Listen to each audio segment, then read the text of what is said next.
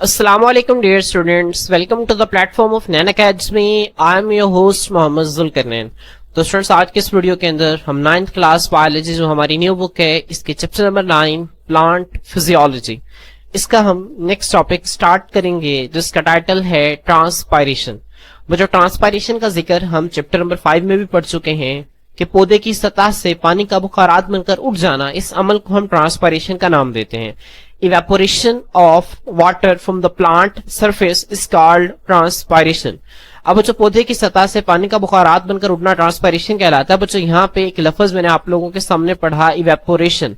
अब बच्चों, इससे क्या मुराद है? इवेपोरेशन बच्चों वो अमल है जिसमें पानी बुखारात बनकर उड़ जाता है। अब बच्चों, मिसाल के तौर पर आप लोग जो हैं वो आपने कपड़े धोने के बाद उनको बाहर धूप में सुखा दिया, तो आप देखेंगे कि थोड़ी देर बाद उन कपड़ों के अंदर कोई भी पानी जो है वो नहीं बचा, सारे के सारे कपड़े जो है वो खुश्क हो गए हैं।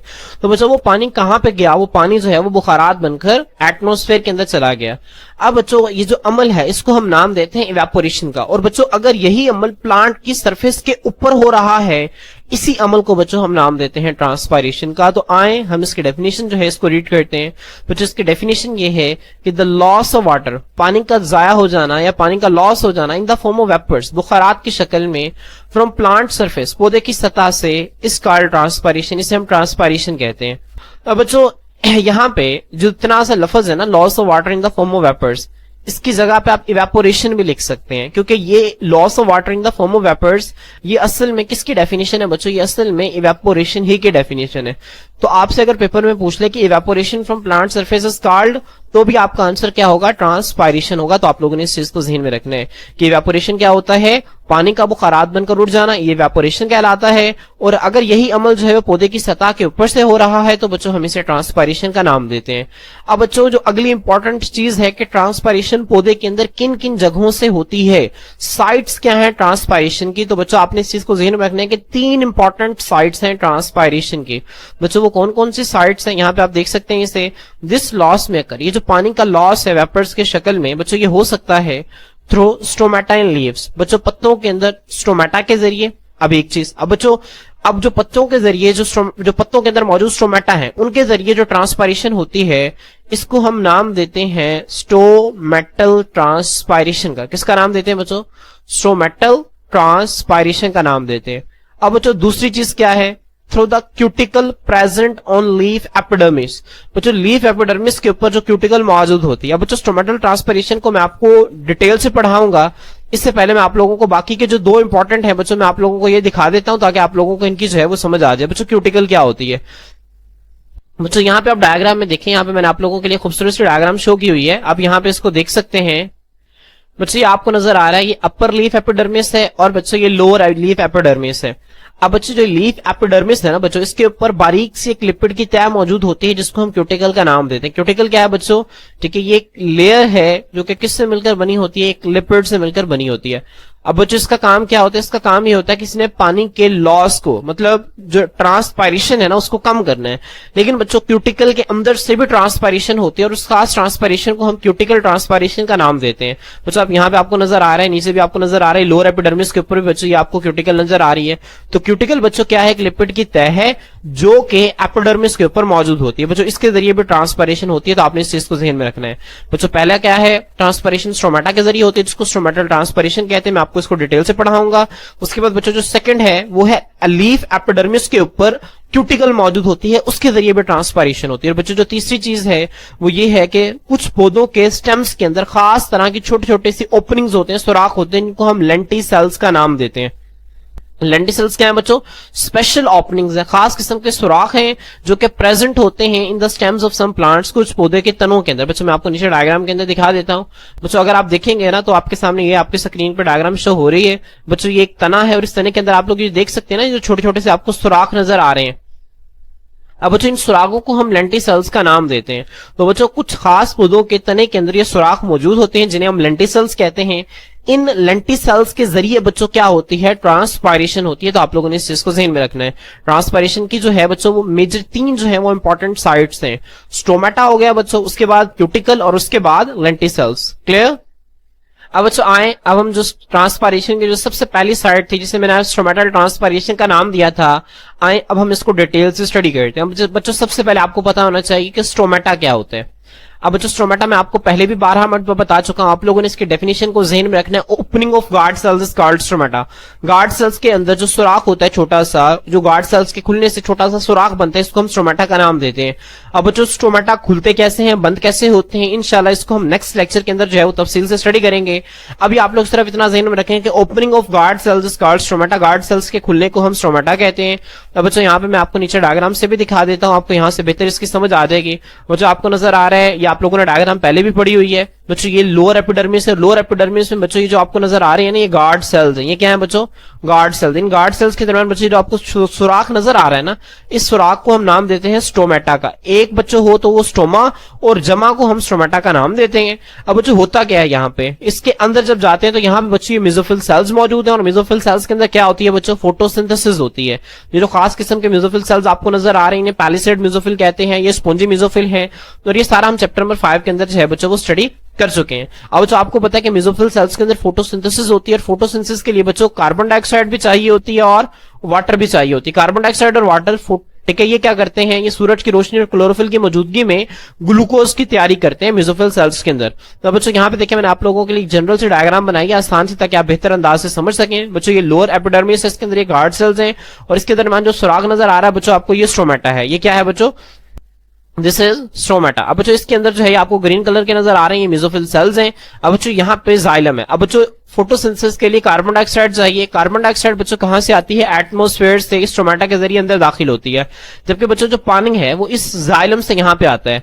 पानी जो है वो जाइलम से मेसोफिल सेल्स के करीब आता है। फर्ज करें कि ये जो आपके सामने नजर आ रहा है कि ये किस तरह से ये मेसोफिल सेल है, और बच्चों ये एक मेसोफिल सेल है। अब बच्चों इस मेसोफिल सेल के बाहर जो दीवार मौजूद होती है, इसको हम किसका नाम देते हैं, इसको हम नाम देते हैं सेल वॉल का।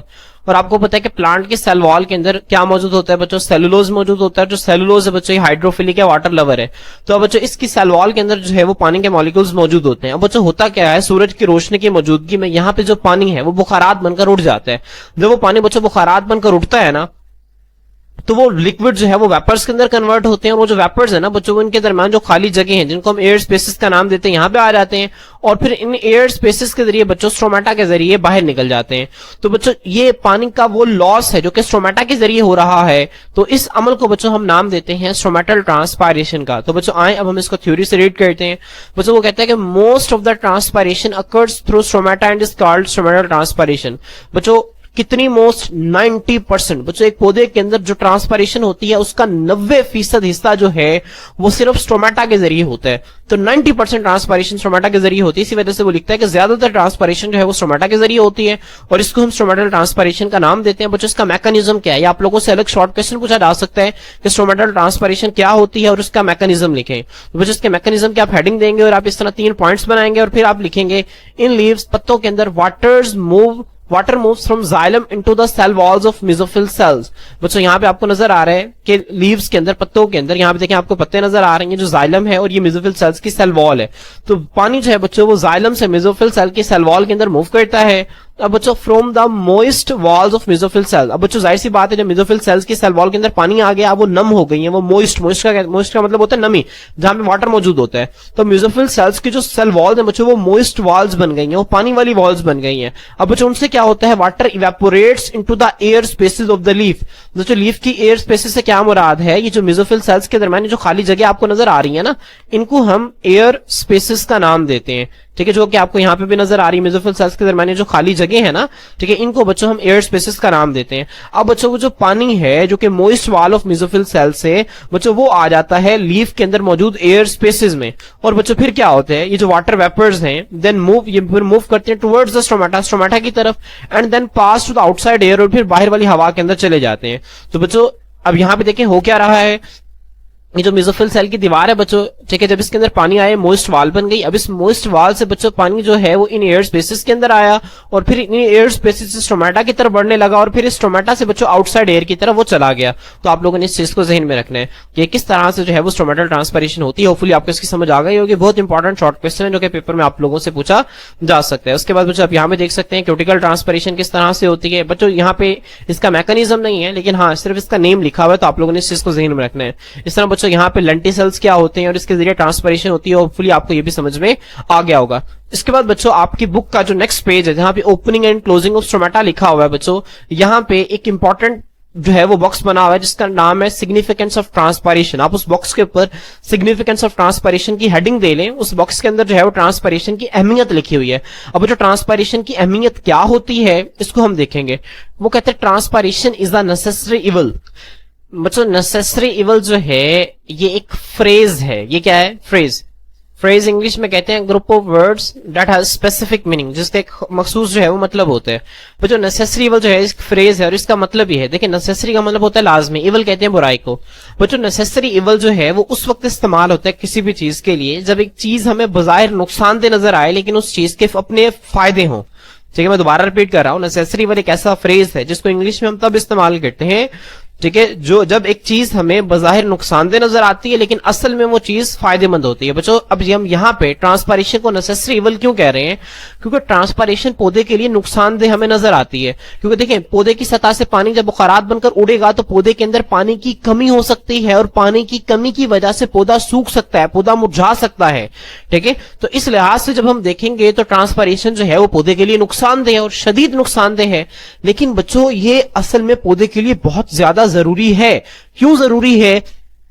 क्योंकि बच्चों यही वो प्रोसेस है जो कि पौधे के अंदर पानी को पानी की जड़ों से, ठीक है, पौधे के जड़ों से पानी को पत्तों तक लेके आता है। यही एक कुव्वत प्रोवाइड करता है जिसको हम नाम देते हैं ट्रांसपायरेशन पुल का, जिसको हम आने वाले लेक्चर्स के अंदर जो है वो स्टडी करेंगे। आने वाले लेक्चर में ट्रांसपायरेशन और ट्रांसपोर्ट ऑफ वाटर जो है हम उसके अंदर जो है इसको स्टडी करेंगे, तो आप लोगों ने इसको जहन में रखना है। इसके अलावा बच्चों ट्रांसपायरेशन जो है जब पौधे की सतह से पानी बुखारात बनकर उड़ता है तो पौधे का टेम्परेचर कम होता है, जो कि गर्मियों में पौधे के लिए बहुत ही फायदेमंद है। जिस तरह हमारे जिस्म में पसीना आता है ना, पसीना हमारे जिस्म से बुखारात बनकर उड़ता है तो हमें ठंडक का एहसास होता है। इसी तरह जब पौधे की सतह से ट्रांसपायरेशन होती है तो पौधे को भी एक कूलिंग इफेक्ट मिलता है। अब बच्चों यहां पे देखिए ट्रांसपायरेशन एक नेसेसरी इवल है। अल्थो अगरचा के transpiration is the loss of water from plant. Transpiration बजाहिर पौधे की सतह से पानी का इखराज है, बट लेकिन येट अब भी इट क्रिएट्स, ये पैदा करता है अब पुल, एक खींचने की कुव्वत ऑन द वाटर कूलम।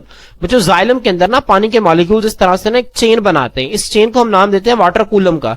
अब ये चेन क्या होती है? एक पानी का मॉलिक्यूल ये है, दूसरा पानी का मॉलिक्यूल ये है। दो पानी के मॉलिक्यूल आपस में हाइड्रोजन बॉन्डिंग के जरिए आपस में जुड़े होते हैं। किसके जरिए बच्चों? हाइड्रोजन बॉन्डिंग के जरिए आपस में जुड़े होते हैं। तो बच्चों इस तरह से पानी की एक चेन बनाते हैं जिसको हम वाटर कूलम कहते हैं। उस पानी के कूलम को, उस पानी की चेन को बच्चों ट्रांसपायरेशन पुलिंग फोर्स प्रोवाइड करती है। और कैसे प्रोवाइड करती है इंशाल्लाह हम नेक्स्ट लेक्चर के अंदर देखेंगे। बच्चों in the xylem tissue of leaves, stem and root. बच्चों पत्ते, ठीक है, स्टेम कहते हैं तने को, रूट कहते हैं जड़ों को। तो पत्ते, तनों और जड़ों में मौजूद बच्चों जो जाइलम है उसके अंदर जो पानी की कॉलम्स है, पानी की चेन है, उसको खींचने की कुव्वत ट्रांसपायरेशन प्रोवाइड करती है। अभी जो पुल है ना, जिसको हम ट्रांसपायरेशन पुल का नाम भी देते हैं, responsible for the transport of water and salts from roots to leaves. अब बच्चों ये जो है, ये पुल जो है, ये पानी और नमकियात के ट्रांसपोर्ट का जिम्मेदार है। कहां से? जड़ों से लेकर पत्तों तक। तो आपने इस चीज को जहन में रखना है, इंपॉर्टेंट बॉक्स है, आपने इसको अच्छे तरीके से प्रिपेयर करना है। इसके बाद बच्चों जब आप नेक्स्ट पेज करेंगे तो आपको फैक्टर्स नजर आएंगे जो कि ट्रांसपायरेशन के रेट को असरअंदाज करते हैं। मैं इस फैक्टर्स को भी साथ ही पढ़ा रहा हूं ताकि आप लोग इसको अच्छे तरीके से प्रिपेयर कर लें। फैक्टर्स बच्चों कहते हैं अवामिल को। वो कौन कौन सी चीजें हैं बच्चों जो कि ट्रांसपायरेशन की स्पीड, रेट ऑफ ट्रांसपायरेशन का मतलब है ट्रांसपायरेशन की स्पीड को बच्चों अफेक्ट करती है, मुतासर करती हैं, उनको हमने देखना है। अब बच्चों वो कहते हैं transpiration is affected by several factors. बहुत सारी अवामिल हैं, बहुत सारी चीजें हैं जो कि ट्रांसपायरेशन पर असरअंदाज होती हैं, लेकिन उसमें से इंपॉर्टेंट है बच्चों वो चार हैं। इन चारों को मैं आप लोगों के सामने है वो डिटेल से बताऊंगा। बच्चों ये 4 नंबर का इंपॉर्टेंट लॉन्ग क्वेश्चन आप लोगों से पूछा जा सकता है कि बताएं कि ट्रांसपायरेशन पर असरअंदाज होने वाले कौन कौन से फैक्टर्स हैं। तो आप लोगों ने इस चीज को ध्यान में रखना है और इसी के लिहाज से जो है इसको अच्छे तरीके से आपने प्रिपेयर करना है। अब बच्चों हम एक एक फैक्टर को डिटेल से देखते हैं। सबसे पहले देखें टेम्परेचर। अब बच्चों इन फैक्टर्स को समझना बहुत आसान है। आप लोगों ने ना जहन में एक एग्जांपल रखनी है कि आप लोगों के पास एक गीला कपड़ा है। अब बच्चों अब गीला कपड़ा जो है असल में आप लोगों ने इसको ध्यान में रखना है।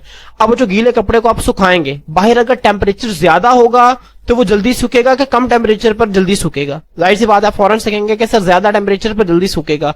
मुझे सूखने से मुराद क्या है? इवेपोरेशन है। उस कपड़े के अंदर, गीले कपड़े में जो पानी है वो बुखारात बनकर ज्यादा टेम्परेचर में जल्दी उड़ जाएगा और कम टेम्परेचर में वो देर से उड़ेगा। तो बच्चों इवेपोरेशन, यही इवेपोरेशन तो पत्ते की सतह से भी हो रही है। तो बच्चों अब पत्ते की सतह से इवेपोरेशन ज्यादा कब होगी? जब टेम्परेचर ज्यादा होगा, और कम कब होगी? जब टेम्परेचर कम होगा। तो देखिए, इंक्रीज इन टेम्परेचर, टेम्परेचर के बढ़ने से results in an increase in the rate of transpiration.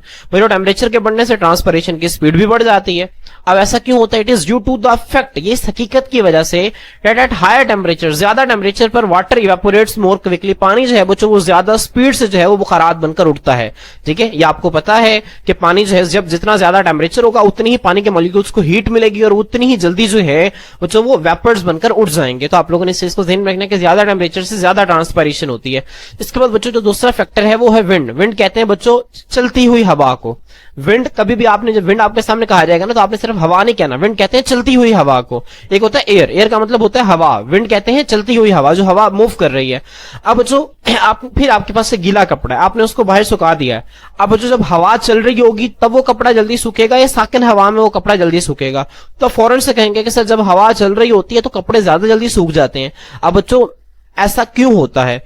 अब बच्चों जब हवा चल रही होती है तो एटमॉस्फेयर में मौजूद बच्चों जो वाटर वेपर्स होते हैं, जो पानी के बुखारात होते हैं, हवा उनको अपने साथ बहा के ले जाती है, जिसकी वजह से बच्चों एयर के अंदर पानी के वेपर्स की तादाद कम हो जाती है। बच्चों जब एयर के अंदर पानी के वेपर्स की तादाद कम हो जाएगी ना, तो गीले कपड़े के अंदर से पानी जो है बच्चों वो ज्यादा स्पीड से बाहर की तरफ जो है वो मूव करना स्टार्ट करेगा।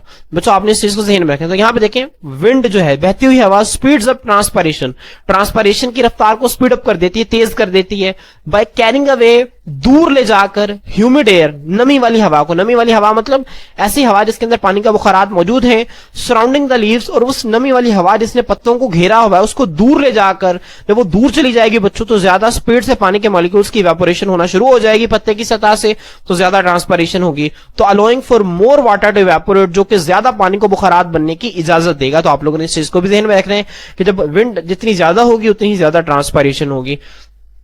इसके बाद बच्चों जो चौथा फैक्टर है वो है ह्यूमिडिटी। बच्चों ह्यूमिडिटी कहते हैं नमी को। नमी क्या होता है बच्चों? ठीक है, एटमॉस्फेयर के अंदर वाटर वेपर्स किस परसेंटेज के अंदर मौजूद हैं, कितनी मिकदार के अंदर मौजूद हैं, इसे ह्यूमिडिटी कहते हैं।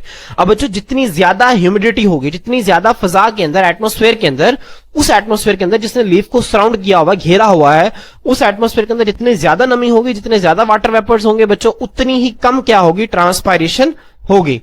तो बच्चों आए हम इसको रीड कर लेते हैं। वो कहते हैं द हायर इज ह्यूमिडिटी, जितनी ज्यादा नमी होगी, नमी क्या है? The percentage of water vapours in the atmosphere, फजा में मौजूद पानी के बुखारात की जो मिकदार है बच्चों उसे ह्यूमिडिटी कहते हैं। जितनी ज्यादा ह्यूमिडिटी होगी उतनी ही ज्यादा, उतना ही बच्चों क्या होगा? कम होगा ट्रांसपायरेशन का रेट।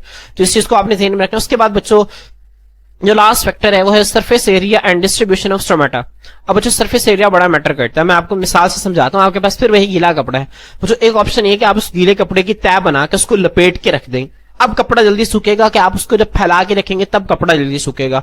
तो बच्चों फौरन से आप कहेंगे कि जब कपड़े को सर फैला के रखेंगे कपड़ा जल्दी सूखेगा। क्यों बच्चों? क्योंकि जब कपड़े को फैला के रखते हैं तो हवा और उस कपड़े के दरमियान जो सरफेस एरिया है, हवा और उस कपड़े का जो सरफेस जो कि एक दूसरे को टच करती है वो ज्यादा होगा, वनिस्बत के जब कपड़े को आप लपेट के रखेंगे तो हवा और उस कपड़े का जो सरफेस एरिया जो कि कांटेक्ट में आएगा वो कम होगा। तो बच्चों जितना ज्यादा सरफेस एरिया होता है उतनी ही ज्यादा बच्चों क्या होती है? ट्रांसपायरेशन होती है। तो आपने इस चीज को ध्यान में रखना है। दूसरी बच्चों स्ट्रोमेटा की डिस्ट्रीब्यूशन। अब जो यहाँ पे आपने ध्यान रखना है, पत्ते की देखें, पत्ते की ऊपर वाली साइड पर भी स्ट्रोमेटा मौजूद होते हैं और नीचे वाली साइड पर भी स्ट्रोमेटा मौजूद होते हैं। अब बच्चों ज्यादातर पौधों के अंदर जो स्ट्रोमेटा है वो पौधे की निचली सतह पर मौजूद होते हैं, ऊपर वाली सतह पर मौजूद नहीं होते। बच्चों इसकी वजह क्या है? इसकी वजह यह कि अगर ज्यादा स्ट्रोमेटा पौधे की ऊपर वाली सतह पर मौजूद होंगे तो बहुत सारा पानी जो है वो ट्रांसपायरेशन की मदद से बाहर निकल जाएगा और पौधा जो है वो पानी की कमी की वजह से मुरझा जाएगा, पौधे की डेथ हो सकती है। इसी वजह से स्ट्रोमेटा को पानी की पत्ते की सतह के नीचे की तरफ रखा जाता है ताकि बच्चों जब ट्रांसपायरेशन हो तो वो इतनी ज्यादा ना हो कि पौधा उसे मुरझा जाए। और बच्चों स्ट्रोमेटा की तादाद, अब ये डिस्ट्रीब्यूशन ऑफ स्ट्रोमेटा जो है बच्चों ये भी ट्रांसपायरेशन के अंदर एक इंपॉर्टेंट फैक्टर जो है वो प्ले करती है। तो आपने इस चीज को भी ज़हन में रखना है। अगर स्ट्रोमेटा ऊपर होंगे ट्रांसपायरेशन ज्यादा होगा, अगर स्ट्रोमेटा नीचे होंगे तो ट्रांसपायरेशन जो होगी बच्चों वो क्या होगी? कम होगी, क्योंकि नीचे जो स्ट्रोमेटा मौजूद होंगे वो सूरज की रोशनी के डायरेक्ट कॉन्टेक्ट के अंदर नहीं आएंगे। तो आप लोगों ने इस चीज को भी ज़हन में रखना है। अब बच्चों यहाँ पे देखें leaves with more surface area transpire more than the leaves with narrow blades. अब बच्चों ब्लेड किससे कहते हैं, जो लीव का सरफेस एरिया होता है ना, इसे हम ब्लेड कहते हैं। अब बच्चों आपको नजर आ रहा है एक ऐसा ब्लेड है जिसका सरफेस एरिया कम है, और बच्चों फर्ज करें कि आपके पास एक इस तरह का पत्ता है जिसका ब्लेड जो है बच्चों वो वाइड है, चौड़ा है। अब बच्चों जाहिर सी बात है, इसका ब्लेड, इसका सरफेस एरिया ज्यादा है तो इसके अंदर से ट्रांसपरेशन ज्यादा होगी, और इसका ब्लेड, इसका सरफेस एरिया बच्चों कम है तो इसके अंदर से ट्रांसपरेशन क्या होगी, कम होगी। तो बच्चों आगे देखें, इन मोस्ट प्लांट्स, ज्यादातर पौधों में, the number of stomata on the lower leaf surface is greater than on the upper surface. ज्यादातर पौधों में बच्चों जो पत्ते की सतह की निचली वाली साइड पर जो स्टोमेटा की तादाद है वो ज्यादा होती है बनिस्बत ऊपर वाली सतह के। देयरफॉर इसीलिए the rate of transpiration from the lower surface is greater than from the upper surface. अब जाहिर सी बात है बच्चों, जितने ज्यादा स्टोमेटा होंगे उतनी ही ज्यादा ट्रांसपरेशन होगी। अब चूंकि बच्चों स्टोमेटा की तादाद नीचे वाली सतह पर ज्यादा है तो ट्रांसपरेशन जो है वो नीचे वाली सतह से ज्यादा होगी, और ऊपर वाली सतह पर बच्चों स्टोमेटा जो है वो बहुत ही कम होते हैं तो ट्रांसपरेशन जो है ऊपर वाले स्टोमेटा से बहुत ही कम होती है। तो बच्चों ये वो फैक्टर्स थे जो अगर स्पीड ऑफ ट्रांसपरेशन और रेट ऑफ ट्रांसपरेशन को मुतासर करते हैं। मैं उम्मीद करता हूं कि आप लोगों को इसकी बहुत अच्छी अंडरस्टैंडिंग हो गई होगी। अगर आपको इसके हवाले से किसी भी किस्म का कोई भी क्वेश्चन हो तो आप लोग कमेंट सेक्शन के अंदर पूछ सकते हैं। आज के लिए इतना ही, इंशाल्लाह नेक्स्ट लेक्चर के अंदर हम नेक्स्ट टॉपिक के साथ आपकी खिदमत में हाजिर होते हैं। अल्लाह हाफिज।